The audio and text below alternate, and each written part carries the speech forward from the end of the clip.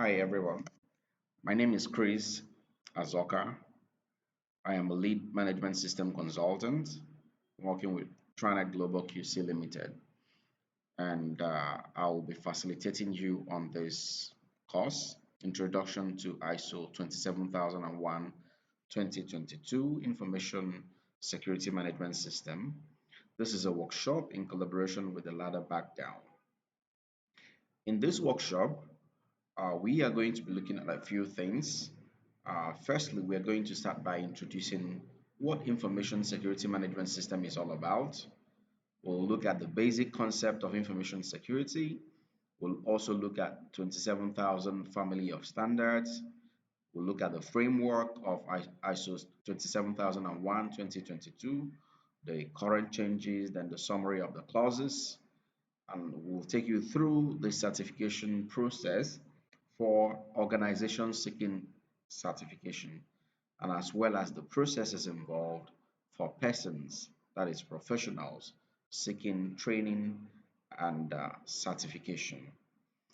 By the end of this workshop, we hope that the participants will have an overview of the concept of ISO 27001, the requirements and its framework, the changes in the 2022 version, as well as the process of system and personnel certification.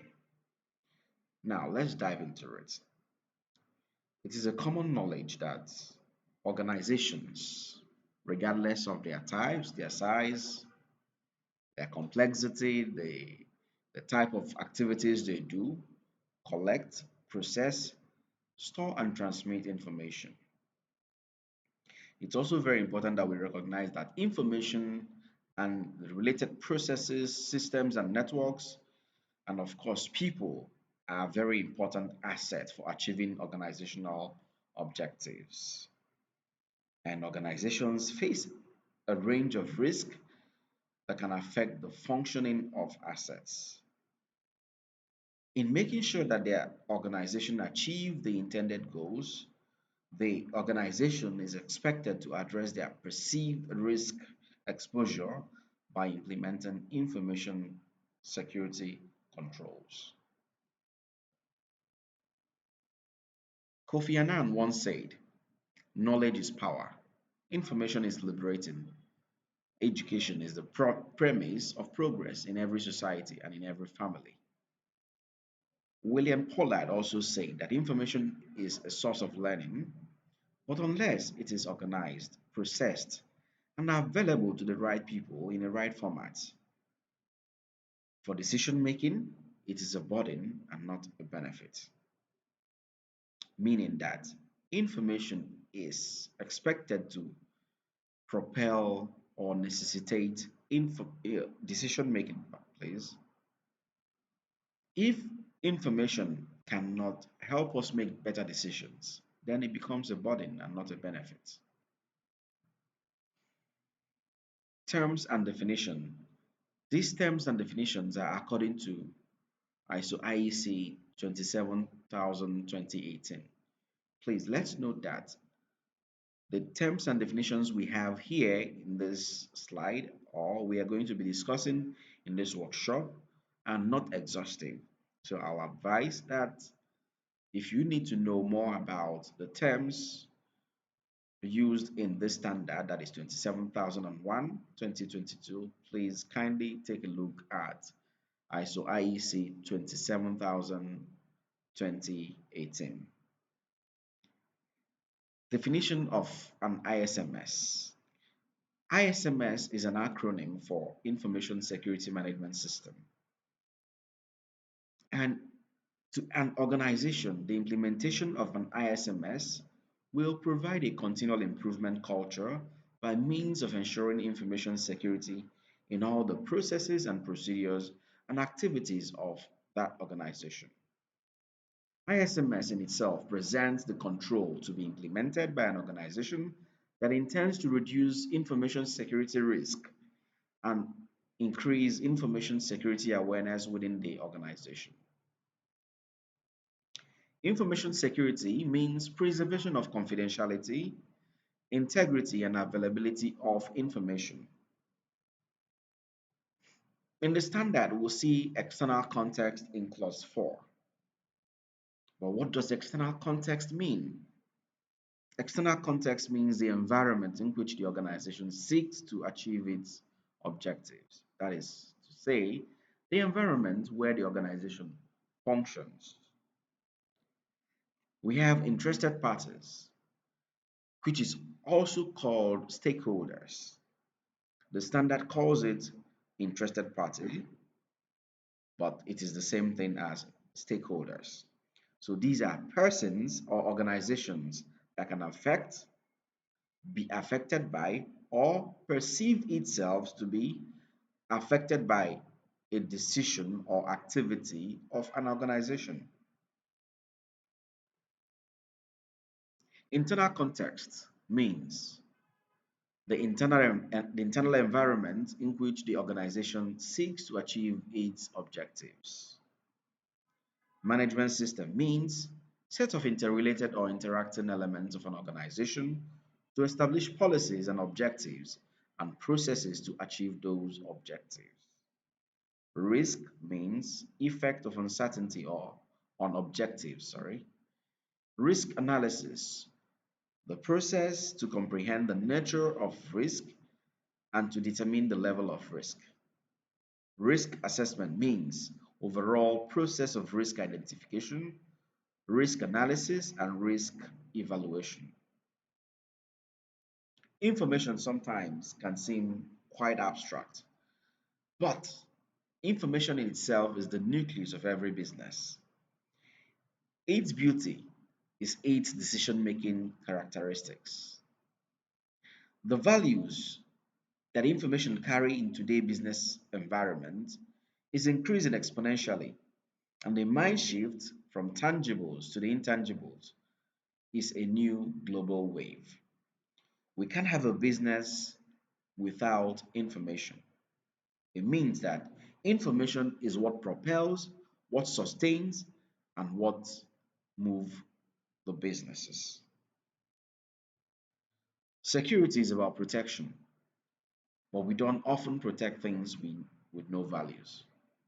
Therefore, security in this sense seek to protect and preserve values. And if we seek to protect information, it is because of the values information carries.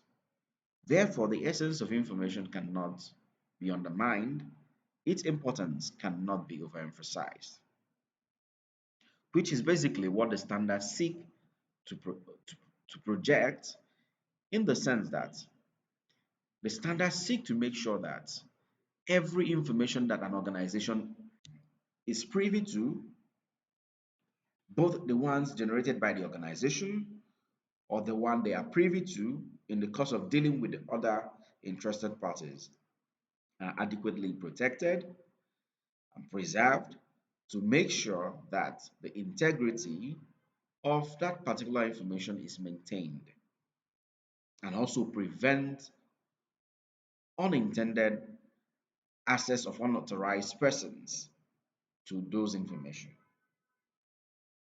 Information security protects information from a wide range of threats in order to ensure business continuity.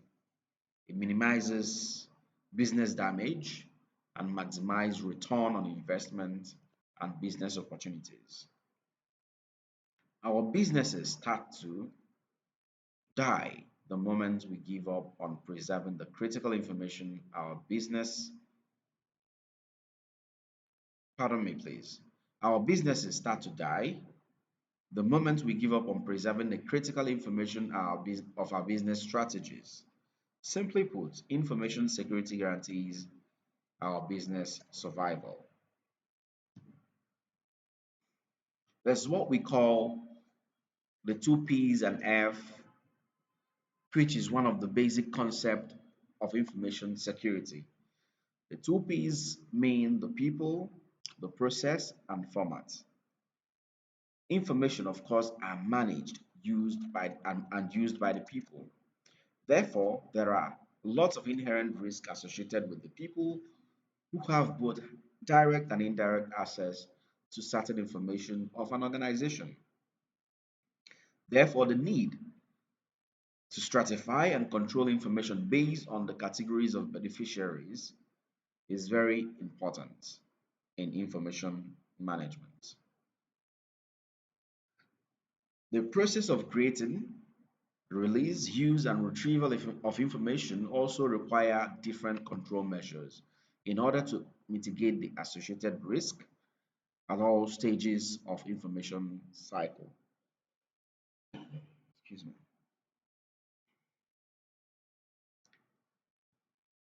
Again, the format on which the information is contained should be such that it maintains the integrity and preserves the information.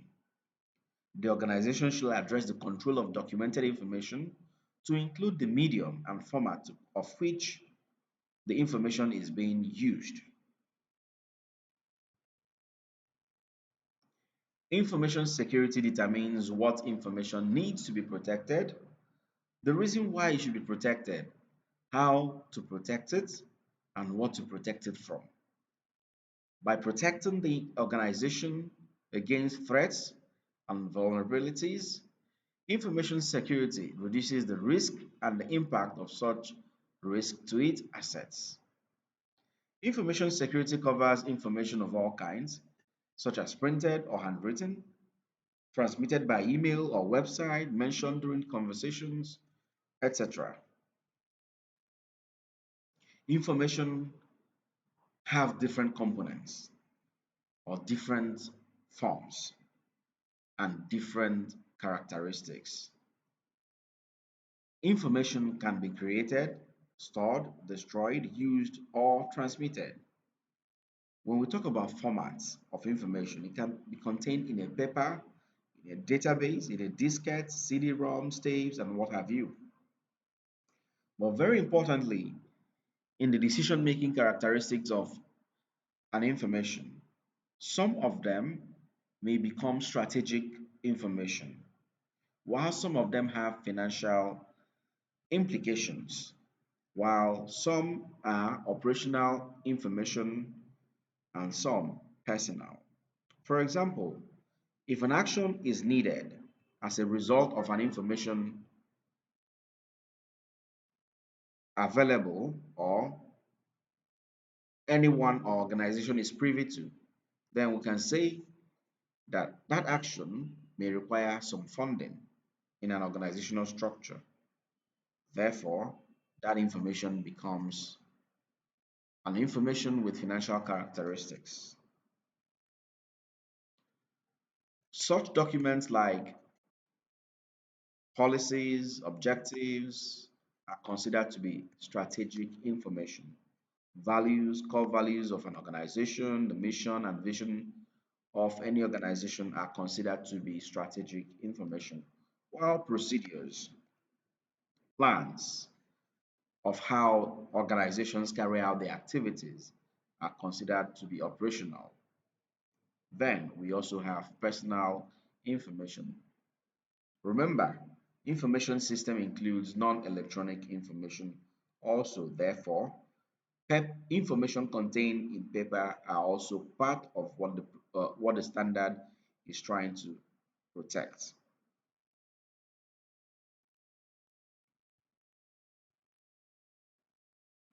There's what we call the CIA of information security. C means confidentiality, I means integrity, and A availability. So for information to be considered complete and secure, the confidentiality of that information must be guaranteed, as well as the integrity and its availability. Availability is making sure that it is available to those who require to use that information at any given point. Confidentiality is ensuring that information is accessible only to those authorized to have access. Integrity means safeguarding the accuracy and completeness of information and processing methods. And there's a critical question to ask when it comes to integrity. We need to ask if the information is realistic, reliable, and sufficient.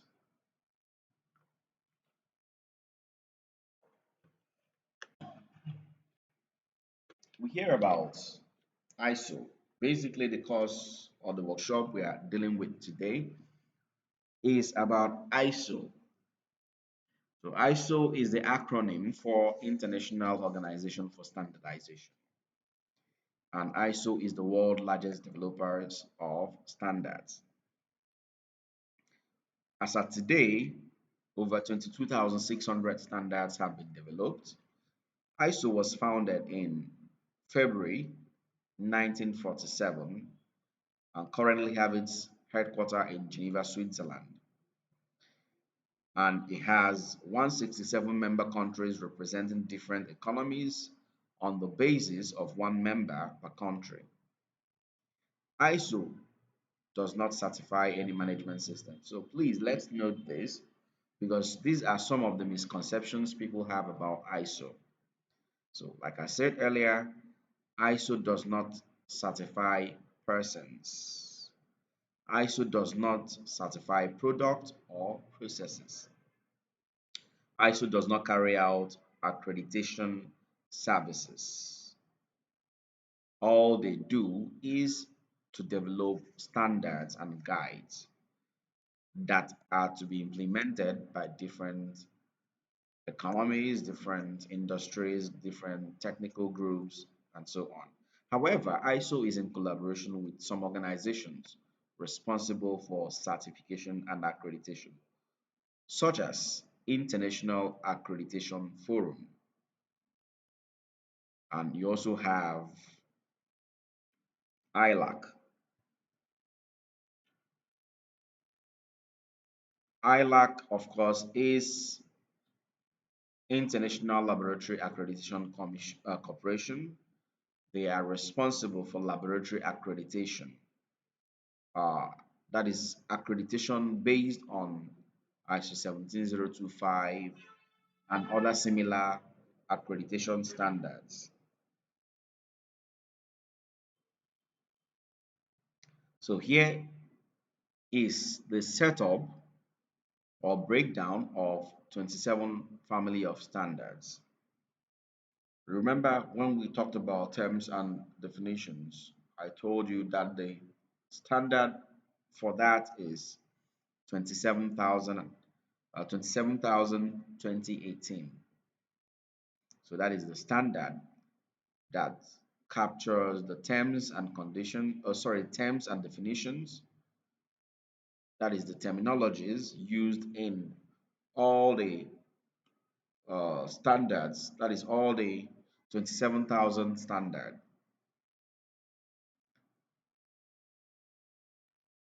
There are other categories of standards under 27,000 families. You have the standards with requirements. You have the standards that are known as general guides, and you also have industry guides. So the ones that have requirements, you often see a term or word used as shall to indicate requirements. So in these three standards, 27,006, 27,001, 27,701, you will see the term shall used throughout the standard. But when it comes to guide, guide uses terms like could, should, may, can. So to tell you that these are guidelines, these are not standards. The same applies to industrial guides. They are not standards. However, they help in the fulfillment of the standard or they create better understanding on how to implement the requirements of the standards. Management system standards, that is other management system standards. Just for our information, we have ISO 9001, which is for quality management system, ISO 14001, which is for environmental management system. We have occupational health and safety management system. Then we have 20,000 part 1, which is for service management. We have 22,000 for food safety management system. We have 301 business continuity, 27,001, which is the standard of our workshop today for information security management system. We also have security management 28,000. Please note that what we have here is not exhaustive, so there are other standards. Like we said, as of today, ISO has developed more than 22,600 standards. One of the very critical reasons why the standard has been revised is to make sure that the standard aligns with the common structure of ISO standards, especially the category where it falls in, which is the management system standards. You will notice that from the slide, you see that many of the clauses are similar or contain similar requirements. If you go to 9001, including other standards here on the slide, as well as 27,001 2022, you will find leadership and commitment in clause 5.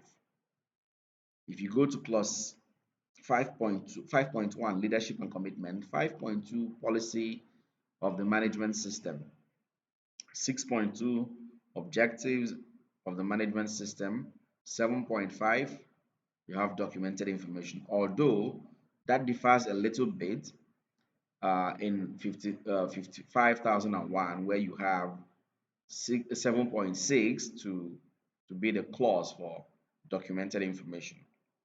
On every other one remains the same except for continual improvement, which differs a bit in ISO 27001 and ISO 22301.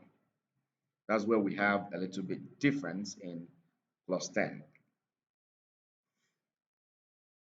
Now, when we look at the structure of the standard, we often start discussing the standards from clause 4 to 10.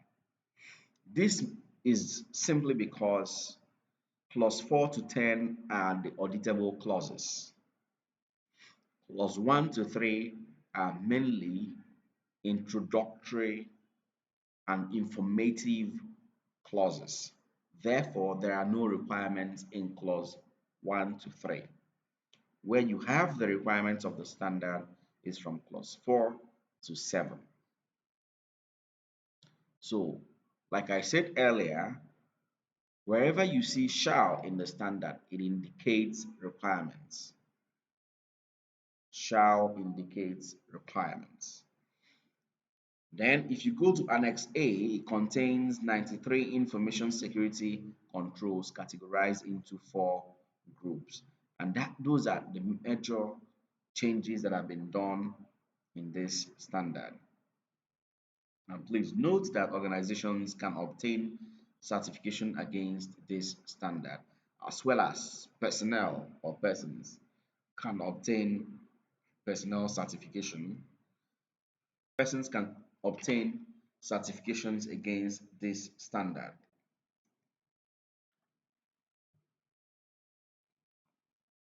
So let's look at again the reason for the revision of this standard. The major reason for the revision of this standard is to ensure that the standard aligns with what we call the high level structure and to make it have a common structure with other management system standards. Another one is the adoption of the risk-based thinking as an integral part of the standard, meaning that every part of the standard is now proactive or preventive in nature, looking ahead of time to see what could go wrong and put measures in place to make sure that the risk relating to information security management system are identified analyzed, assessed, and control measures put in place to make sure those negative effects are mitigated while at the same time promoting opportunities. Again, the standard is aiming at integrating the standard with other management system standards. Right now, a lot of organizations are beginning to integrate their management system. Let's say, for example, your organization is already implementing ISO 9001 and you introduce ISO 27001. You don't necessarily need to start creating documentation all over again. What you need to do is to work with the existing documentation you have for 9001. However, bringing in element of information security management system in line with what the standard has stipulated into it. So what you're trying to do is you're integrating the information security management system and the quality management system to run as one management system. So that's what we call integrated management system. And of course, there's been improved prescription of critical control measures because some of the control measures have been integrated, some have been removed, some have been enhanced, and also categorized into four different groups. This 2022 is the latest version of ISO 27001, replacing the previous version, which was 2013. Remember that we said earlier that this standard is applicable to all types and sizes of organization, regardless of their industry or sector. The new version, like we said earlier, also introduces several updates and improvements compared to the previous version. It aligns with the high-level structure defined in ISO Annex SL, making it easier to integrate with other management system standards. It also incorporates more concepts and terminology, reflecting the evolving nature of information security and the emergent threats faced by organizations. Overall, this standard provides organizations with a comprehensive framework to manage information security risk effectively. By adopting this standard, organization can establish a robust information security management system and demonstrate their commitment to protecting sensitive information. So looking at this slide, this is the framework of 27001 2022, which covers both security policies, security objectives, asset classification and control, personnel and HR security, physical environment, communication and operations, access control, system development, business continuity management, incident management, and compliance. Please note that this compliance will include both regulatory, statutory compliances, and as well as the requirement of the relevant interested parties as identified in clause 4.1. The advantages of this standard is numerous, ranging from good governance, conformity, improved information security management, incremental revenue marketing. So others will include stakeholder trust, building stakeholder trust, reducing business risk, raising internal awareness of information security culture within the organization, compliance, like I said earlier, covering legal, regulatory, and contractual compliances.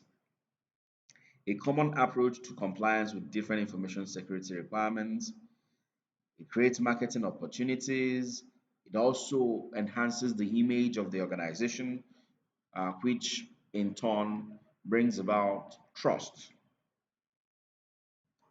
Here is the structure. Like we said earlier, it has 7 auditable clauses, clause 4 to clause 10, including the information contained in Annex A, which is very, very important because that is where the control measures have been noted. So please take time to go through the Annex A to find out what the annexes and the control measures are all about.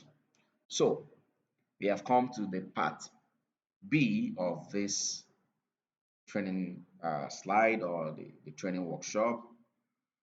And even though this is not an implementation course, but merely an introductory course, but we would like to give it a little bit time. So please, we implore you, we know that we have just 2 hours to go on this workshop, but we'll try as much as possible to make it more to make it clearer for better understanding. Plus 4.1 is understanding the context of the organization. Remember what we said about context, the environment in which the organization operates and seek to achieve their organizational objectives. This could be external or internal context. The standard says that the organization shall establish the internal and external factors related to the ISMS that can affect the organization's ability to achieve their intended outcomes. These factors that the standard is talking about include both negative and positive factors. The negative factors are what we call the risk, while the positive factors are categorized as the opportunities. There are various tools organizations or businesses use in establishing these contexts. One is the SWOT analysis. Organizations use SWOT analysis to analyze these external and internal factors. SWOT means strength, weakness, threats, and opportunities. So by the time these analyses are done, when the organization start analyzing their strengths, their weaknesses, their threats and opportunities, and putting actions in place for any of them that have been identified. So that's what the standard expects that organization will do here. Another model that is also adopted or often used is called the PECL analysis. PECL is an acronym for political factors or political issues. That is, P stands for political issues or political factors. E stands for economic issues or factors, as the case may be. S stands for social issues or social factors. T stands for technological. L stands for legal. And the other E stands for environmental. So by the time the organization analyzes factors or issues associating with political, or economical, or social, technological, and so on, by the time they are done with this process, they would have established the factors related, that is the external and internal factors affecting their ISMS. Now, they will use these factors to also identify what the standard requires in clause 4.2. The organization shall determine the interested parties and the information security requirements related to these interested parties. Please note that there's a direct link between clause 4.1 and clause 4.2. Whichever factor the organization has identified in clause 4.1 is expected to have an interested party or interested parties. Remember our definition of interested parties. Persons or organizations that affect or can be affected or perceived to be affected by the activities of that organization. They are the ones called the interested parties. Interested parties will include the shareholders, the directors, the investors, the customers, regulatory authorities, or statutory authorities, um, the internal interested parties as well, including the employees, agents that represent the organization. So anybody whose activity or who can be affected by the activity of the organization is considered as an interested party. So these issues identified is directly linked to the interested party. So any issue has interested party. So you begin to identify also the needs and expectations of those interested parties in response to the issues. Let's take it again. For every issue or factors, there's an interested party. For every interested party, there are requirements or needs that the organization is expected to fulfill in trying to resolve the or manage the factors that have been identified in clause 4.1. Then, in clause 4.3, the organization is expected to determine the scope of the information management system. Now, the scope will include what the organization does, that is the kind of business or product and services they offer. These needs and expectations or requirements of the interested parties. These are some of the things that will come under the scope or will be considered when establishing the scope. The factors mentioned in clause 4.1 and the requirements of the interested parties mentioned in clause 4.2, as well as the product and services offered by the organization. Those are the factors or the things to consider when developing or determining the scope of the ISMS. In clause 4.4, the organization shall comply with the standard requirements to establish, implement, maintain, and continually improve an information security management system. So here you are setting up your information security management system, including the required documentation to support the operation of the information security management system, as well as the records obtained after the activities have been completed. Clause 5, leadership and commitments. So clause 5 is a very key clause because it emphasizes on the commitment of the top management. This clause understands that without the commitment of the top management, the information security management system will not be adequately implemented and the effectiveness thereof can only be but low. Therefore, the leaders are supposed to be the drivers of the system. And they have to demonstrate leadership through various means.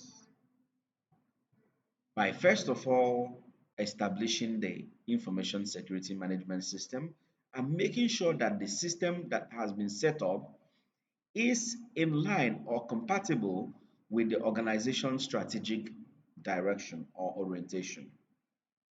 That is where the organization is going and what they hope to achieve as an organization.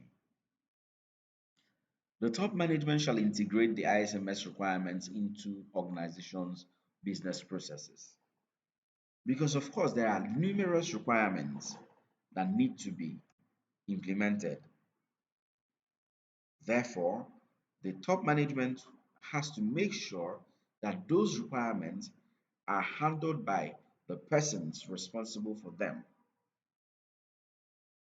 making sure that each process, that is department or unit or function, get to manage an aspect of the information security management system as they apply to their process.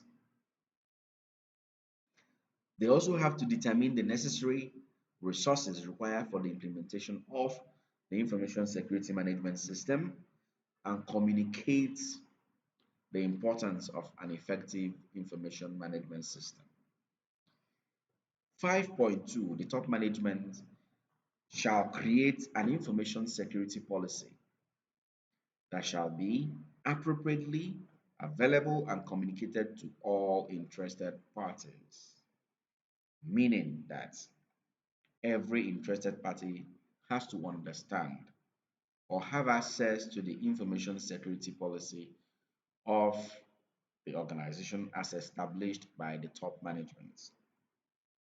Reason for this policy is to emphasize the commitment of the leadership, and this commitment often drives trust, because if other parties begin to see that the organization or the organization's top management take information security seriously by establishment of this information security policy, they will have the trust that in dealing with this organization, that their information is protected. The policy shall be aligned with the purpose of the organization and shall include the information security objectives, a commitment to fulfill the information security requirements, and a continual improvement commitment. When or during the implementation course, you get to see how these policies are developed, the content of the policies, and how, as an implementer or as an auditor, you can check if a policy has been adequately developed or if the policy meets the requirement of the standard. 5.3. The top management shall assign appropriate information security roles and responsibilities to different persons in the organization to ensure that the information security management system conforms to the requirement of this international standard. So what this means is that there are people that should be in charge of making sure that the ISMS is adequately implemented. They will do this by different monitoring activities, monitoring and measuring the performances of the system in order to make sure that the system conforms to the requirement of ISO 27001. Plus 6, actions to address risk and opportunities. That is 6.1. In 6.1, the organization has to determine the risk and objective or an opportunity, in order to achieve the intended outcome. But the question has always been, where and how do they or will the organization determine these risks? These risks are also connected to the factors we discussed in clause 4.1 and the requirements of the interested parties we discussed in clause 4.2. Let's take, for example, that one of the factors that have been identified by the organization is personnel competence. Now, the interested party will be the personnel. What will be the requirement for personnel competence? That is the persons. What will be the requirement? To close competence gap, training is required. So training for the personnel is the requirement that has been identified. Any factor that can prevent the actualization of that training or that has a direct or indirect impact on the outcome and the effectiveness of that training is considered as risk.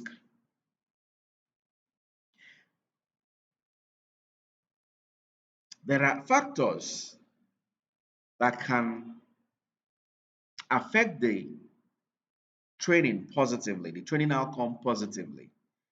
Those positive factors are considered as opportunities. So what the organization has to do at this point, that is under 6.1, is to begin to identify those threats that can impact negatively on the training requirements or the training itself. And they will start analyzing those threats, their likelihood, their occurrences, their impact, and they will start putting measures in place to make sure that those risks don't adversely affect the outcome of the training. So, in essence, they are trying to mitigate the risk by adopting some control measures to prevent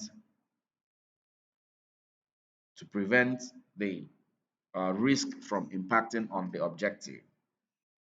However, the opportunities are also acted upon in the sense that they put measures in place to enhance the opportunities.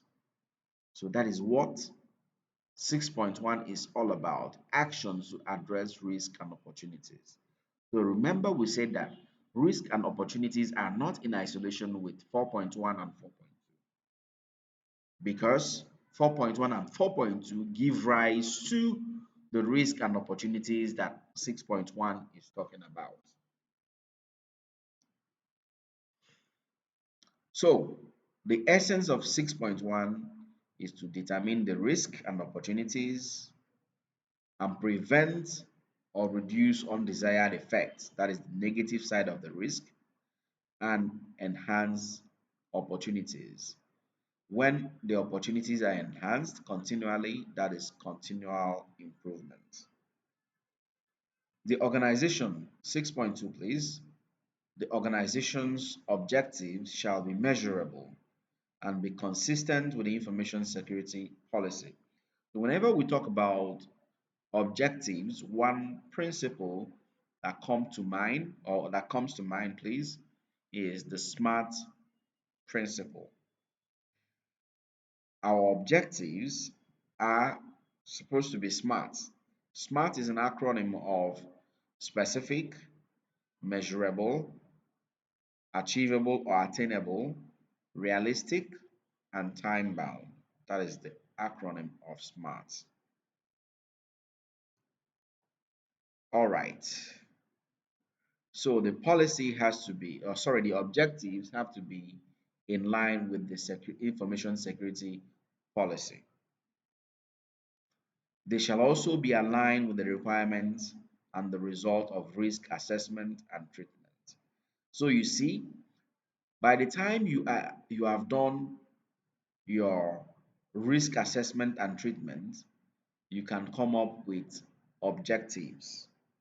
So see how this standard is tied one clause to another. Clause 4.1 and 4.2, like I said earlier, give rise to risk and opportunities. And from there, the objectives are established. Remember, the objectives serve as a means of fulfilling both the requirements in 4.1 and taking action regarding the risk and opportunities identified in 6.1.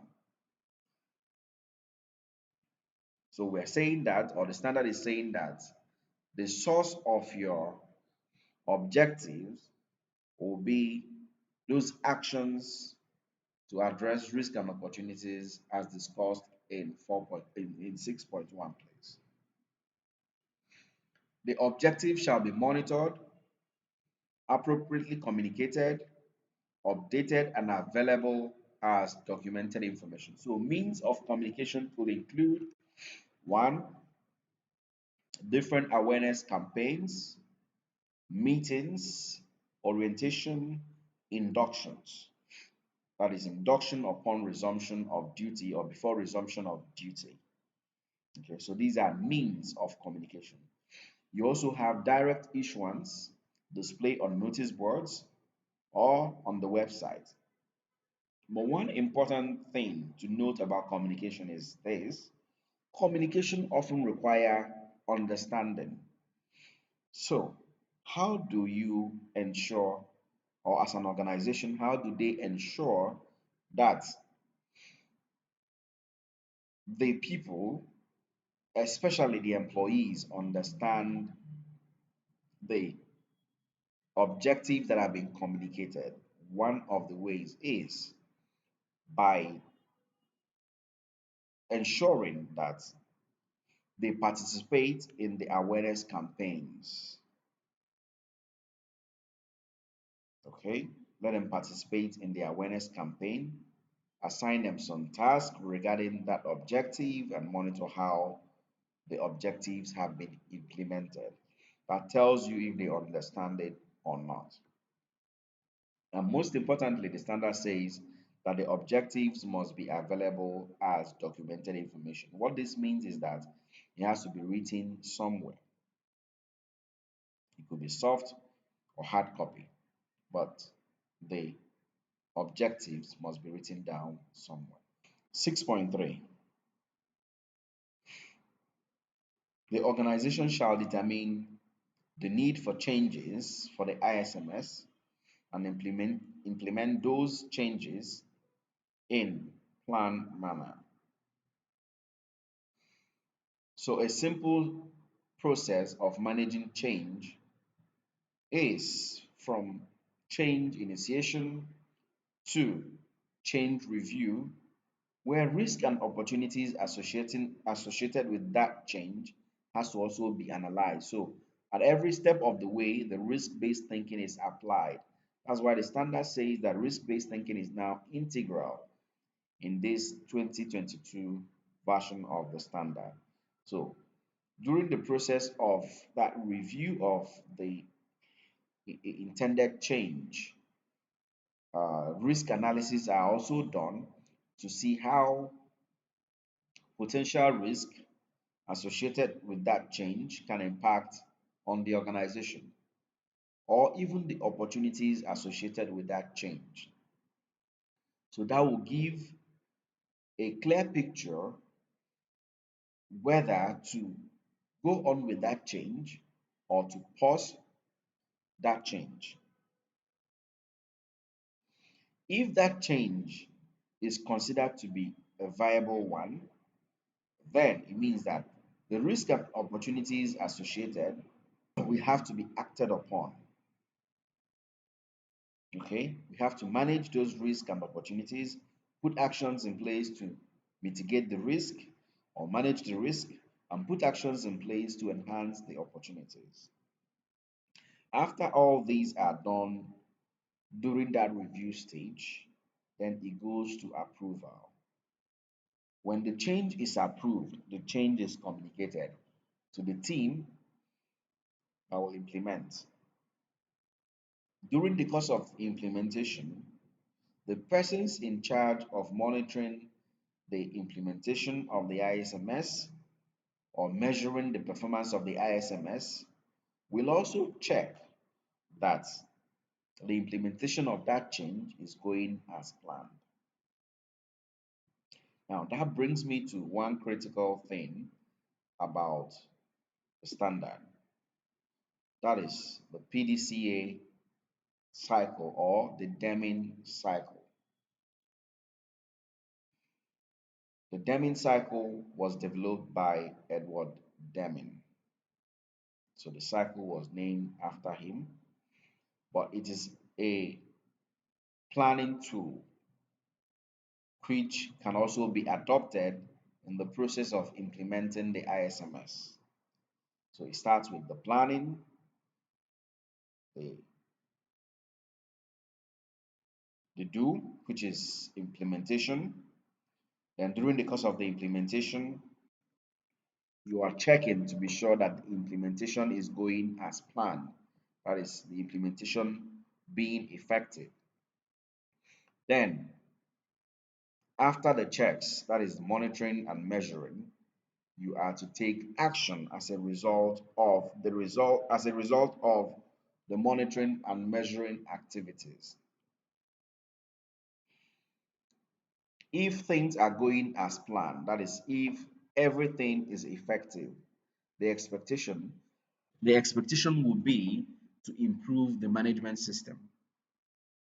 However, please permit me to emphasize that whatever we do at the stage of checks, that is monitoring and evaluation, the essence is for improvement.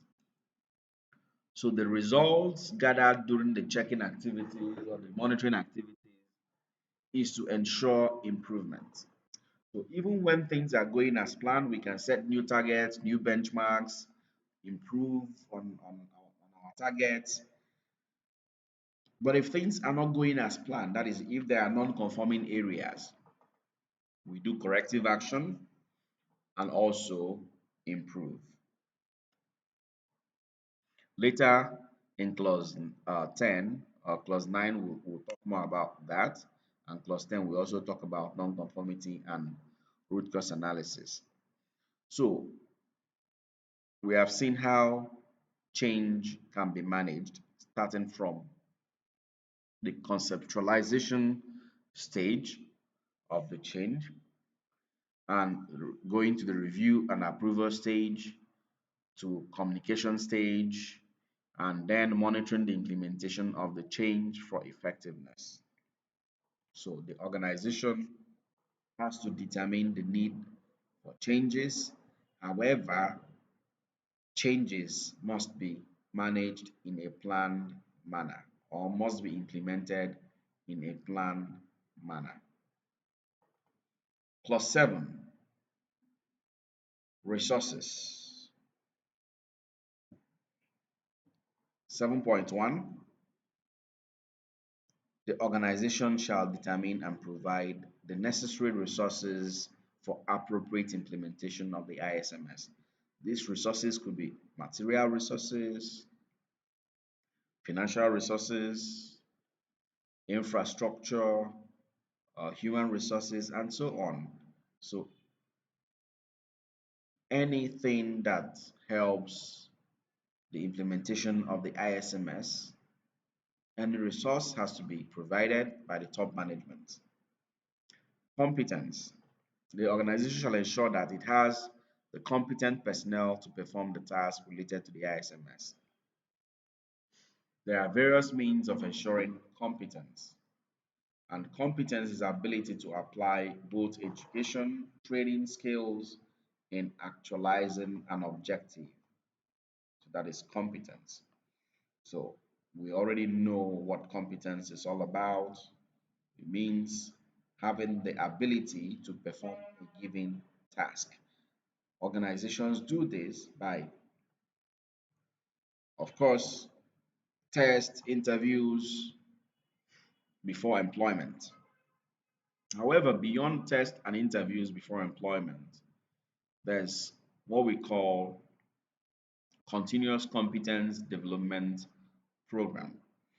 It means that further competence or career growth should be part of the things the organization should consider, because competence requirements change from time to time. Someone might be employed as just a grade 1 analyst, data analyst, but he will require to grow on the job in terms of the competence in doing other things within the scope of his service. So The organization has to plan through trainings to grow the competence level of the people performing tasks that have an effect in the ISMS.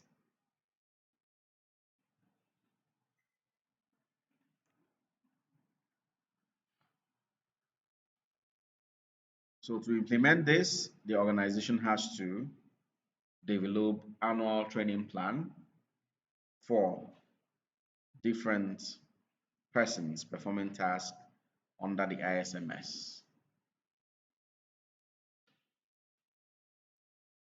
Then from time to time, competence evaluation appraisals are also carried out. 7.3 Awareness.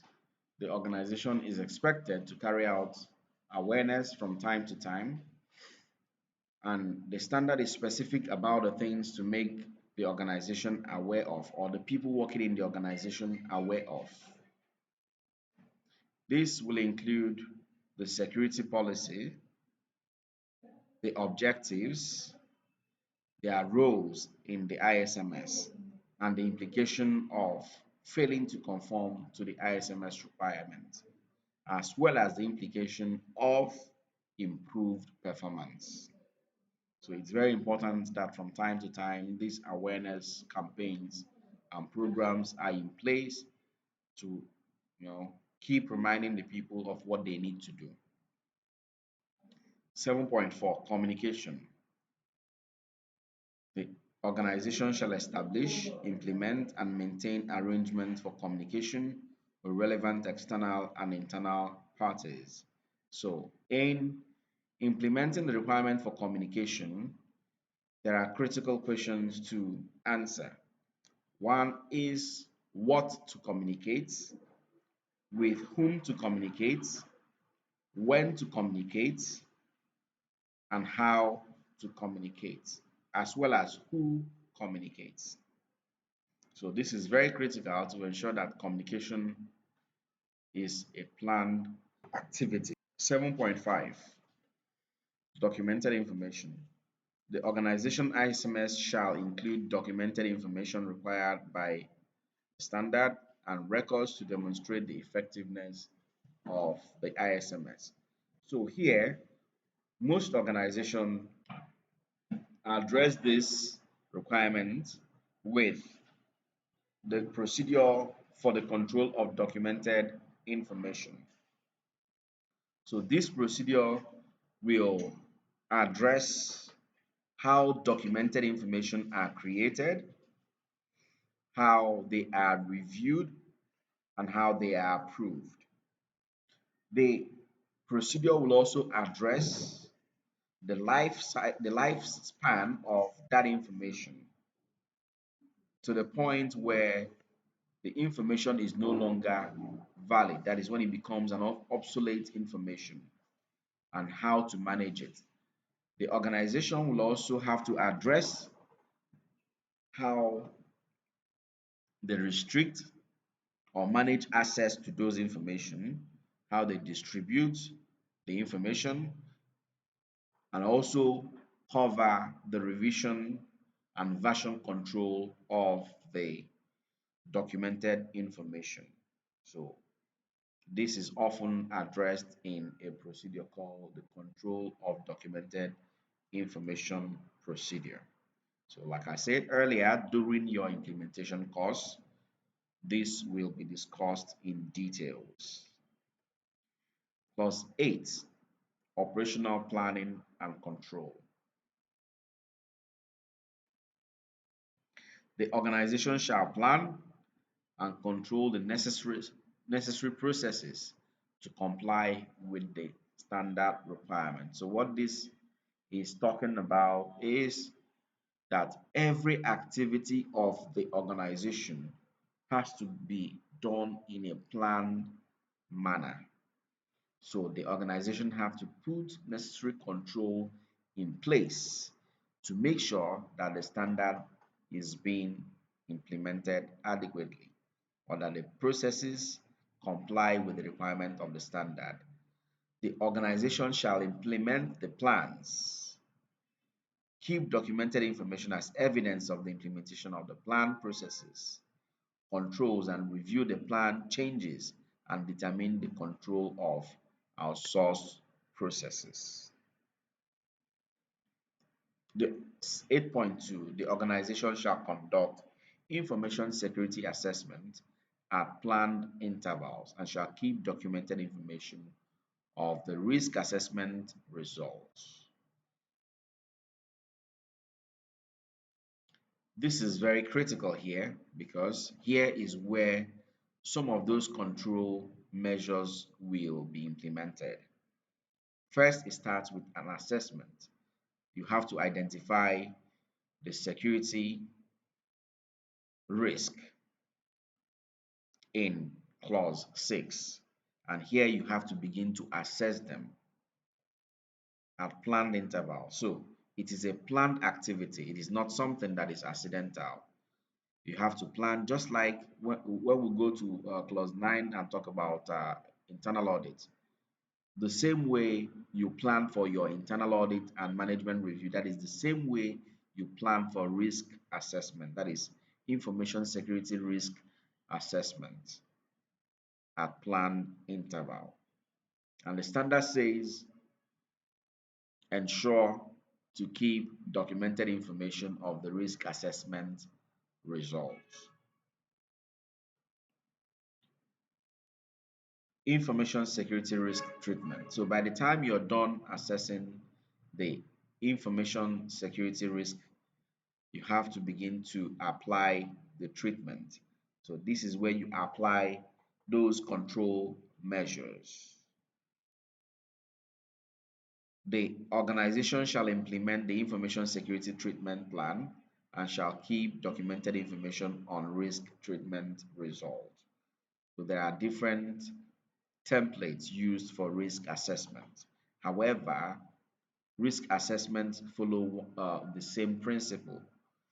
You have to identify the risk, you have to categorize the risk, you also have to know if this risk is capable of occurring all the time. That is the frequency of um, the risk level using the risk metrics. I believe that all of us may be aware of the risk metrics.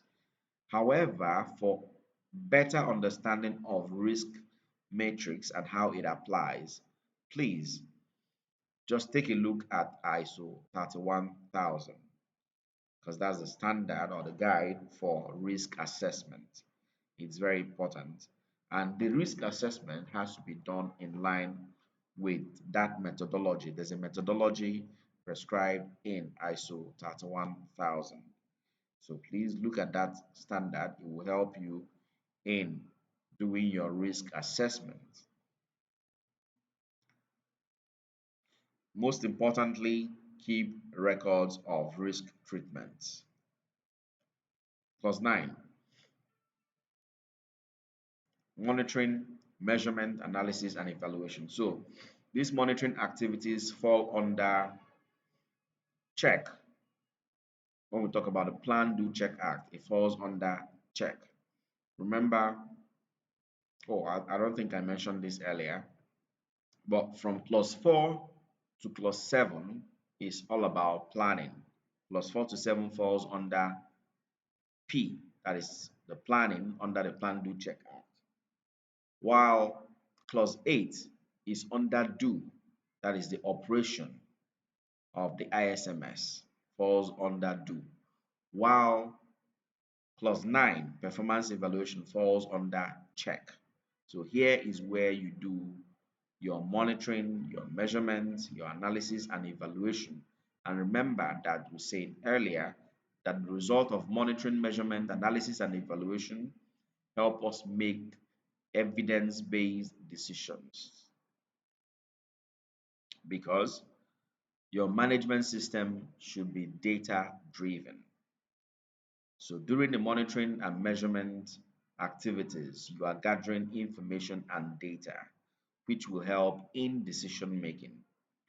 The organization shall evaluate the performance and effectiveness of the information security management system and keep documented information as evidence of the monitoring and measurement output. So there are a few things to monitor and measure according to the standard. When we go to, before you determine the needs or the things to monitor and measure, take it clause by clause or yeah, clause by clause. So when we go to clause 4, the clause 4, if you read the standard itself, not the slide, you see that the standard recommends or requires that you monitor and measure the requirements stated in clause 4.1, or sorry, the factors in clause 4.1 and the requirements in clause 4.2. Very, very important. So the standard tells you what to monitor and measure. If you come to clause 5, 5.2, the policy, the standard expects that at planned intervals, you have to also monitor the implementation of the policy. That is why policy is also part of the things being discussed during the management review.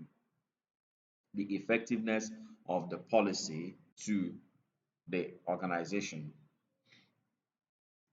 If you come to 6, clause 6, you monitor risk and opportunities. Implementation of those risks and opportunities have to be monitored. If you come to clause 6, you also monitor objectives. Then when you come to clause 7, you monitor the competence of the persons. Then you come to clause 8, you monitor the operational controls you have in place and their ability to actually mitigate the risk that you have assessed.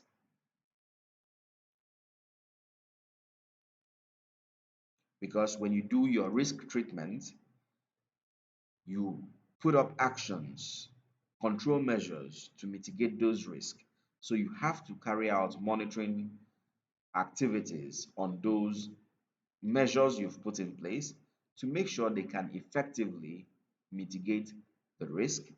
If they can't mitigate the risk, the idea is also to make sure that they don't adversely affect the effectiveness of the ISMS. So you also monitor and measure the risk treatment. Then you monitor the performance of the outsourced processes. You also monitor the perception of your customer through customer satisfaction survey. So these are the areas the standard says you have to monitor and measure. You also monitor and measure your non-conformities, your non-conformities, whether it is audit non-conformities or non-conforming work activities. You also monitor those and make sure evidence of those monitoring, measurement, analysis, and evaluation are kept. Some of the things we monitor and measure can fall under two categories. One is quantitative output.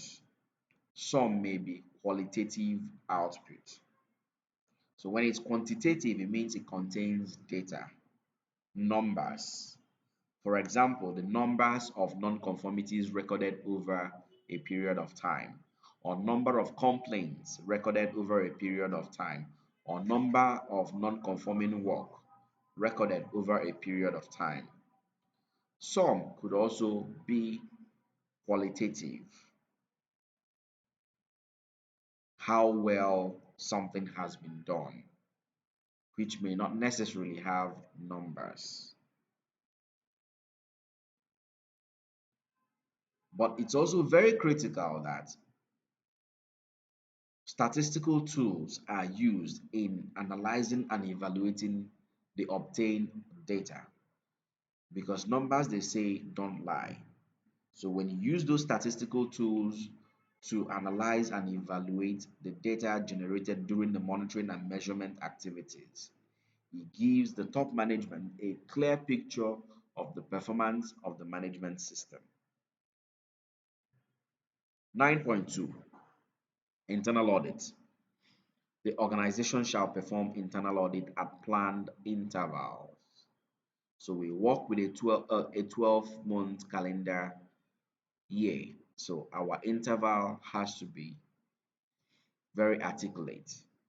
For example, if in the system you have decided that you carry out 2 internal audits per year, the first one, the first internal audit was conducted February 2023. It is expected by August 2023 that you would have conducted the second audit. So with this is a 6-month interval. So it is planned interval. Or you can decide to carry out quarterly, 1 internal audit per quarter or every quarter. Or it could be yearly, but you have to be careful with making sure it does not exceed what the interval should be. So a planned interval.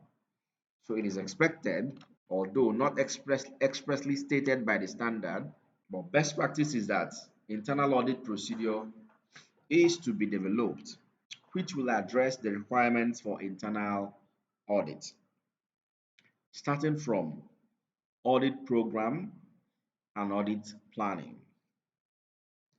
Audit program tells us how many audits we intend to carry out in a year or at a planned interval, while the plan tells us the sequence of activities for a particular audit. So, first is audit program, second is audit plan. But when it comes to carrying out the audit itself, the procedure should also address the competence of auditors and their objectivity. These two things are very, very important. By practice, auditors are expected to be unbiased, objective, and have no conflict of interest with the process being audited. Therefore, it means that auditors have to be independent of the process that they are auditing. You cannot audit your own process as an auditor. And the auditor must have been trained as an auditor before he can audit a particular process or a particular standard. For example, if you have not been trained as a minimum of internal auditor for 27001, you cannot carry out internal audit for 27001, even if you've been trained as an auditor in 9001. So, it is very important that organizations pay attention to this. Another critical factor is when it comes to conducting internal audits is reporting of findings. The auditors, of course, during the course of their training as auditors, would have learned how to report audit findings to make sure that the audit finding is concise. It is not a storytelling report. It is not an essay. It is direct to the point. It is clear and concise. It is precise, specific to the point, to enable the auditee understand what the gap is and be able to take actions to close out those gaps. So these are some of the things that the internal audit procedure should address. It should also address the timeline for reporting and the timeline for carrying out root cause analysis and corrective action. 9.3. 9.3 Management Review. The top management shall perform reviews of the ISMS at planned intervals, just like we stated in internal audit, planned intervals. So we have to pay attention to interval we have selected to use for any of such activities. So the essence of carrying out management review is to check how the performance of the ISMS has been over a period of time. And the things, the indicators of the performance are those things I mentioned earlier that organization should monitor and measure. So those are the key performance indicator or indicators, please, of the management system. So during the management system, you're looking at those things and how the organization has performed or fared within the period under review.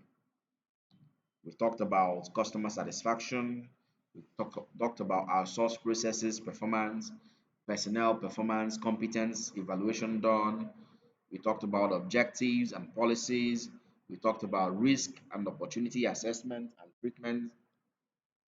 We talked about requirements of interested parties, complaints, non-conformities, audit results, improvements. So these are the things discussed during management review. Each of them have to be discussed. Note that as what we call the management review input. These things that I have mentioned form what the management review input is, and the standard expects that each of them will be discussed.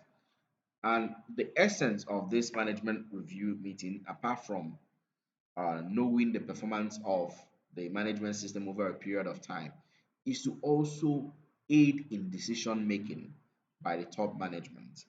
So for areas where the organization is not performing well, they identify them as areas for improvement.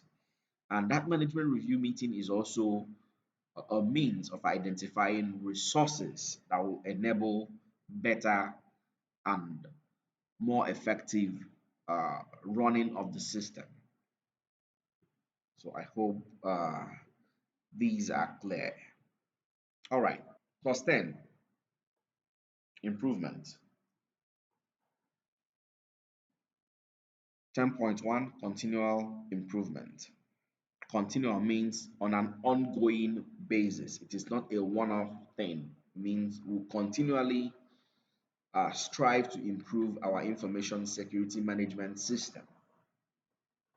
One good thing is that the source of improvement is already known. When the organization does this or undertakes monitoring and measurement, those areas that they are not performing so well is included as areas for improvement. However, beyond those singular areas for improvement, the organization has to have a plan in place for continual improvement. Trainings are part of it.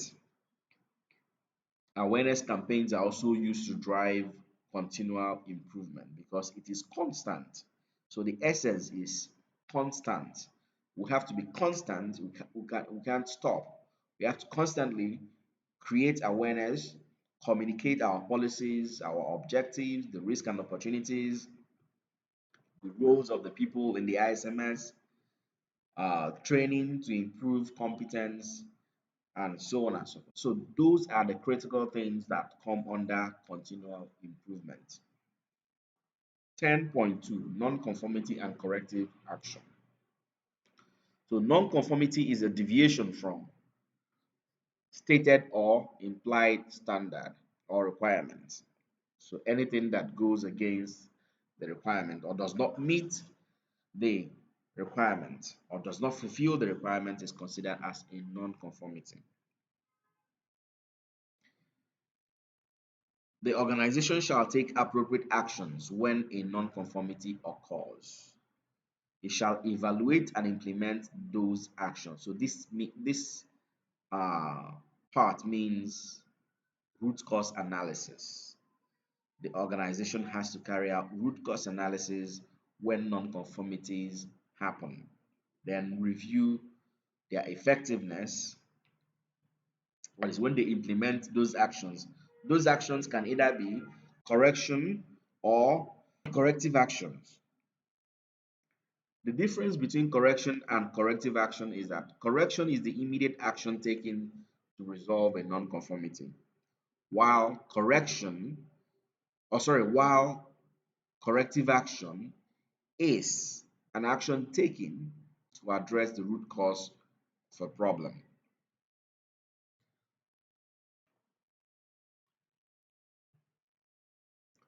So one of the tools or few of the tools employed or used during root cause analysis is the 5 why tool or the fishbone diagram. The fishbone is also called the Ishikawa diagram. So these are some of the tools. You also use things like brainstorming, Pareto chart, and all that to do root cause analysis or failure mode analysis. However, the most commonly used are the 5 whys and the fishbone diagram, then with a blend of brainstorming.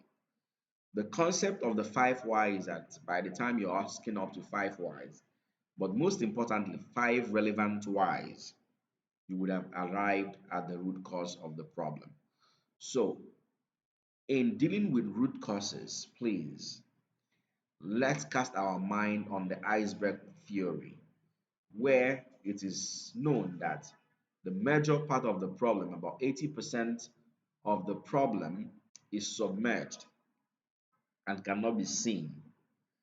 Only the symptoms, about 20%, are visible.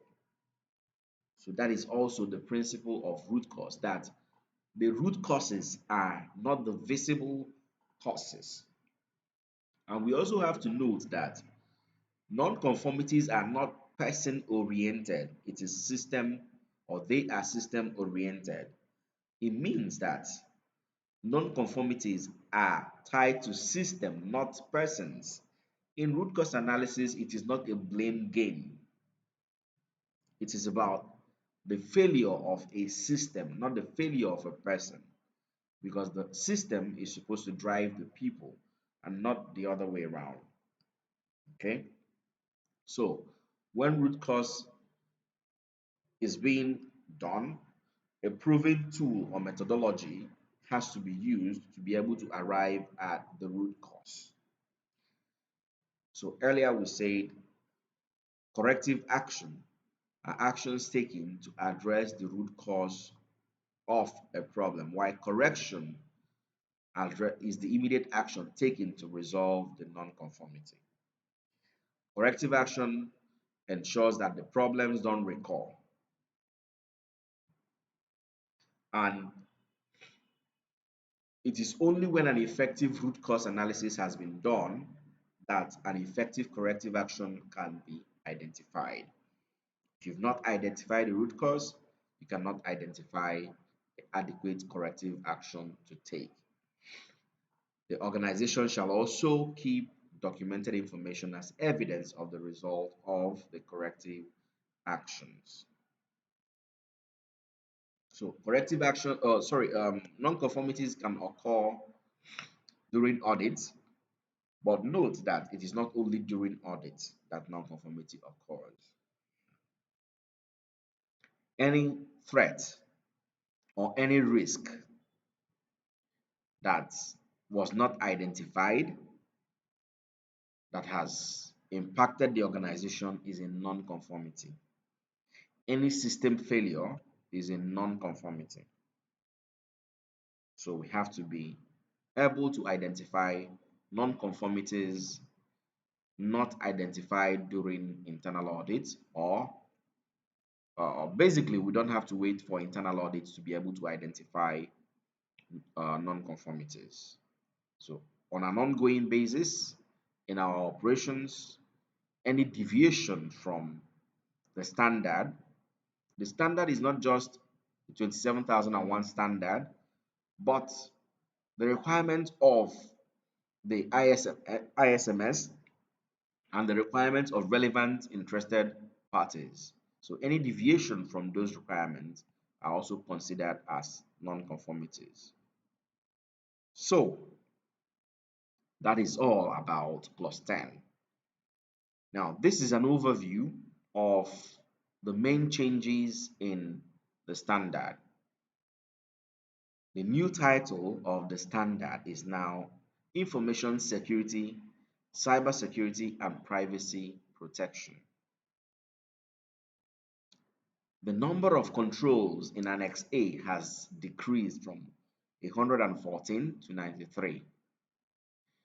And the 93 we have currently have been restructured into 4 sections.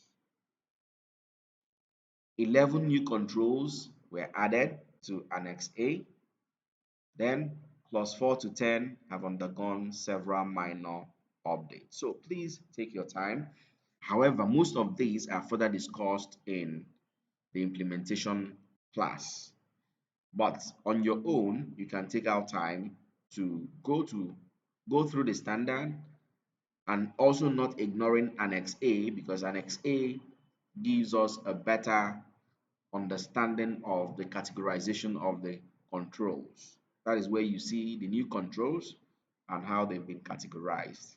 Okay, so they have been categorized into 4, namely organizational controls.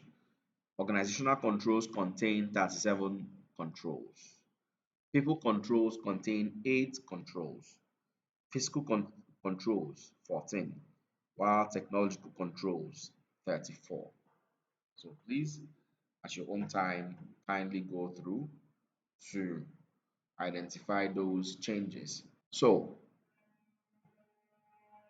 we said that 11 new controls have been added to Annex A, and that 11 includes threat intelligence, information security for use of cloud services, ICT readiness for business continuity, physical security monitoring, configuration management, information deletion, data masking, data leakage prevention, monitoring activities, web filtering, and secure coding. So these are the new controls that have been added.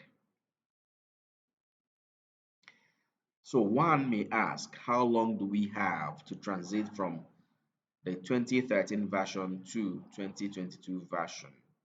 Okay, we have 3 years, and that 3 years started in October 2023.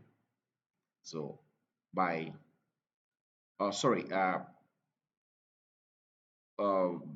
the standard was firstly published in 2022, September 2022. So from them we have 3 years. So 3 years is um, 2023, 2024, and 2025. So by October 31st, 2025, the transition period would have elapsed. So, and note that certification bodies have started since last year, being 2023, to certify people or organizations against the new version. So please, um, if you require this transition, talk to your consultant. They will carry you through the process of transition. So the transition period lasts for 3 years. If you've been an auditor for 27,001 2013, you also have 3 years to transition to 2022. All right, let's talk about certification process very quickly. This is system certification now. When you must have implemented the standard, and it has run for a minimum of 3 months, and you decide to go for certification, it is expected that you would carry out internal audits and management review before selecting a certification body. But it's also very important to note that in selecting your certification body, you have to do your due diligence. Currently, fake certification is on the rise. So not for you not to fall a victim of fake certification, please talk to your consultants. I'll give us a very few guide on how to know that you are on the right track. You have to select a certification body that has been accredited by accreditation body that is traceable to IAF. And you have to make sure that that certification body has been accredited based on the scope that you are applying for. It means the accreditation must cover the standard you are applying to get certification for, because accreditation is by scope. So that accreditation body, like I said earlier, must be traceable to IAF by means of multilateral agreement or mutual recognition agreement. Multilateral agreement, in short, or the acronym is MLA, but mutual recognition agreement is MRA. They would have also undergone what is called peer evaluation, often organized by regional accreditation bodies. In Nigeria, we have AFRAC. So AFRAC would have audited, or rather assessed, NINAS. In Nigeria, we have NINAS as the Nigerian body for accreditation. But we have others internationally. We have the UCAS in the UK, IAS in the United States. UCAS is United Kingdom Accreditation Corporation, if I'm not mistaken. United Kingdom Accreditation Services, please. Pardon me. United Kingdom Accreditation Services, UCAS. You have IAS. IAS is in the United States, International Accreditation Services. So it is very important that you choose a certification body that is linked to IAF. You can also visit IAF website and search for the certification body you intend to use. You can do that through the SAT search, is what they have now, a SAT search that helps for easy identification of authentic certification. So you can also use SAT search to identify certification bodies and accreditation bodies that are traceable to IAF. So after you have done this and have selected your certification body and made your application and payment, they will begin the audit preparation. The first one they will do is stage one audit. When they come for stage one audit, they will simply be checking to make sure that the system has been implemented for that period, minimum of that period of 3 months, and that your documentation are in place, and that you have conducted internal audit and management review. Then stage two will look at the effectiveness of that management system in compliance with the requirement of the standard. That is called initial audit. But beyond the audit, we have the follow-up if necessary. If there are non-conformities identified during stage two audit, they will have to do a follow-up to review the effectiveness of the corrective actions taken in response to the non-conformities registered. Afterwards, there will be confirmation of registration and obtainment of certification. However, this is not where it ends. The next thing is that on yearly basis, you have to undergo surveillance. Okay. Note that certification has 3-year cycle, starting with the initial certification. After the initial certification, you're going to undergo the year one or first year surveillance. And after the first year surveillance, you undergo the second year surveillance. And afterwards, it will be recertification that would have completed the 3-year cycle of your certification. So like we said earlier, 3 months is the minimum that you would have implemented the system before going for certification. When selecting your certification body, reputation and credibility is very, very important. That's why I talked about competent certification body being accredited by a competent accreditation body that is traceable to IAF. Also consider your geographical location because it will impact on the cost and access they will have to your system. Then, reference in your sector. Make sure that the certification body is accredited to actually deliver certification in your sector. Then, 4, possibility of a combined audit. If you are implementing more than one management systems and you have integrated, it's a beautiful way to go. So it means that you'll be having a combined audit. A combined audit is auditing 2 management systems at a time. So it helps to save cost when you have a combined audit. And 5, skills and experience of the audit team. You also have to vet the skills and experience of the audit team so you can request to see their CVs and certificates to even be sure that they are qualified to carry out such audits. And last but not the least, price. You have to consider the price. Please do not go after cheap certifications. That is always the lure that end up for some organizations having fake certifications. It is not about how it's not about the lowest bidder here. It's about what is obtainable in the international market.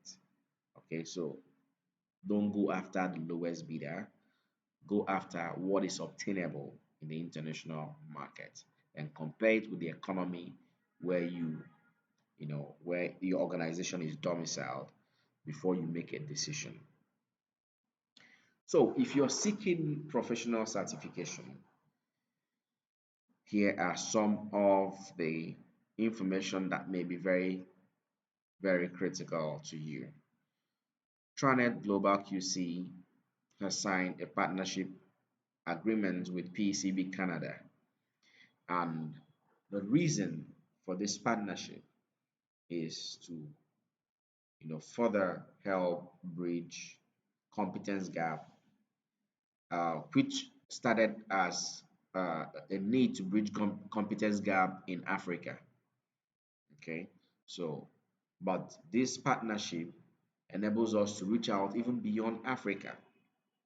Okay, so our goal as an organization is to offer international certification to our clients. And PCB, of course, is a global brand in that. They are accredited to 17024. Okay, so they are an accredited certifying body. That is why we decided to partner with them. One of the reasons for partnering with PCB is to also help reduce the cost of certification. Getting the right certification, by the way. If you go through PECB directly, Some courses are about $1,500,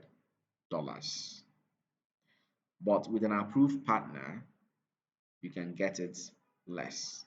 So if you decide to take any of their courses using Tranet Global QC Limited, we assure you of reduced rates beyond what you can get when you approach PECB directly. So that's one of the advantages of using approved partners, because especially for those of us that are down here in Africa, because the rates will be less than you can get it anywhere in the world. And the good thing about PECB partnership is that they monitor what you do as their partner. PECB trainings are only delivered by PECB approved trainers. You cannot use any other trainer to deliver trainings for PECB. They won't accept that. And before you become a trainer, you would have undergone through the trainer evaluation and registration process, where you have to prove to the PECB team and panel that you can actually train, and they will have to verify your credentials as a trainer before they will approve you to train. And you cannot deliver a training on a standard you've not been trained on.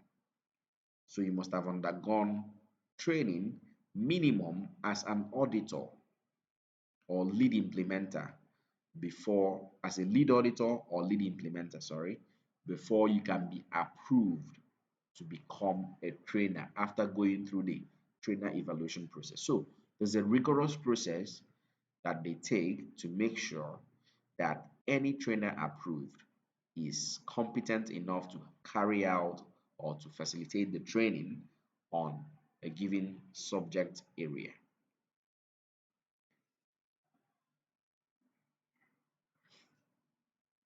So if you want to know the certification scheme, so here is just an example using 27001. There are different certification schemes.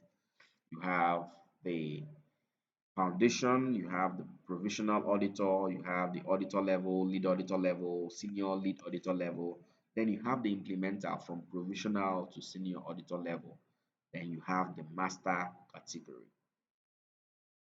So for foundation class, you don't need any experience at all, but the same applies to provisional auditor. You don't need any experience.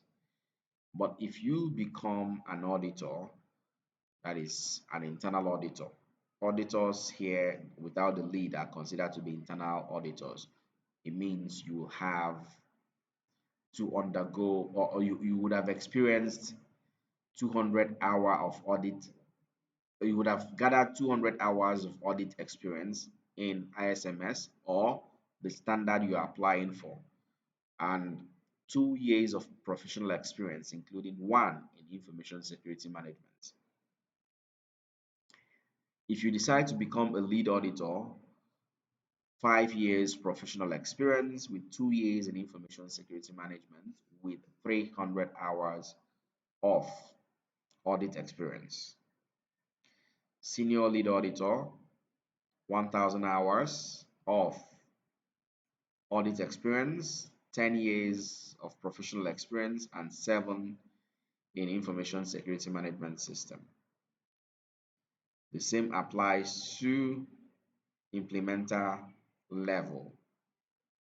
Okay, then for master level, 15 years professional experience and 10 in information security management. 700 hours in audit experience and 700 hours in project management experience. Or please note that in the implementation level, you don't need any experience in audit. All you just need is experiences in project. Just have project experience, that's all. So this is just the requirement summary for PECB certification scheme. So whenever you are ready to start your journey, just reach out to us. We'll guide you on where you can start and what you need to do. Here are other standards we cover. We cover 9001, 23993, which is for learning services outside formal education. So if you run a training organization and you want to certify your training organization, you can call us to discuss as to 23993. 9001 is for quality management system. 45,001 is for occupational health and safety management system. 14,001 is for environmental. 22,000 is food safety. 27,001 information security management system. 17020 is for inspection bodies. 17024 is for personnel certification, and 17025 is for testing and calibration laboratory. So we offer consultancy and training in these areas. So feel free at any point in time to reach us. Other services we offer include training and certification of personnel, certification and accreditation support, management system auditing, soft skill training, management system documentation and review, gap analysis, contractor, supplier, and vendor management system, and facility auditing. So these are the services we offer. So wondering how and when to start, our information are below. Talk to our consultants on the phone or via our email. We'll be glad to partner with you till you achieve either your system certification needs or your personal uh, professional certification. We'll be glad to help. Thank you very much. So yesterday, someone asked a question which was on non-conformities during a surveillance audit. So the explanation was that no system is perfect. Therefore, we have to have it at the back of our mind that non-conformities are another areas or another opportunities for improvement. So when there's a non-conformity, it is not a pass or fail activity as far as certification is concerned. All we just need to do is to carry out our root cause analysis, do our corrective action, then we have no problem. But the non-conformity as at now is not very clear. So if you can reach out to us to let us know the non-conformities, if you're having issues with addressing the root cause or the corrective action, we'll be glad to suggest one or two things you may likely do to resolve that non-conformity. So please, sir, reach out to us on that non-conformity. We would love to partner with you and support you in any way we can. Okay, uh, just put that call across free of charge. Our one of our consultants will speak with you and help you through that non-conformity. So thank you for listening. But for our partnership again, um, here is our partnership with PECB, the publication. It's trying to load now. All right, so this is a PECB website where the publication was done. 21st of June 2022 was the date we signed the partnership with PECB. So feel free to go through it. You can type our name on PECB website to confirm. If you require other form of confirmation, please feel free to reach out to us via the phone numbers provided, and we'll be glad to supply you with any information that you may require. Thank you very much and enjoy the rest of your evening.